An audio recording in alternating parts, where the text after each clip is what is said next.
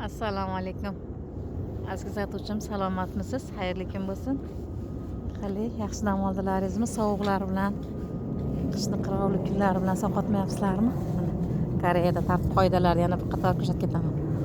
Mana kimdir ko'chyapti, tamom, domimizdan. Yaxshigina anaqasini ham olib chiqib ko'radi bilan stollarini ko'chyapti ekan. Divan kreslolarini olib chiqishib maxsus olib ketuvchilar bor o'zi. Mashina narsalarini tayyor hisob qo'yishadi. Yangi biror joyda uy qurilgan bo'lsa, shartnoma qilgan bo'lsa, hozir uylar yangi Koreyada qurilayotgan uylar ispaniya kravatlari bilan tayyor. Mana pochta qutisini tashqariga tashlab ketadigan. Tayyor qilib qurib qo'yapti hozir. Nimasini demoqchiman.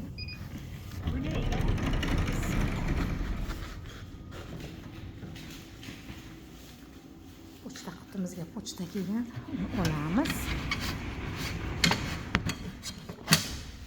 Bilan birgalikda ommatlarni kalaskasi tashqarida qo'ygan edi. Sham konduktorga borib kelganimizcha magazinda oldida yangiliklarni boryapti. Mana endi daftar qo'yib qo'ygan, qanaqadir shikoyatlar daftari. E'lonlar qo'yadi nariga. Qo'shni podyezddan kimdir ko'chib ketyapti ekan. Hammamizga xayrli kun bo'lsin. Koreyada qor tortib qoidalarni gapirib ketaman deb. Lift eshikni ochishim bilan lift o'zi keladi. Qayerda bo'lsa ham tashqarida eshikdan kirganimdan keyin lift keldi.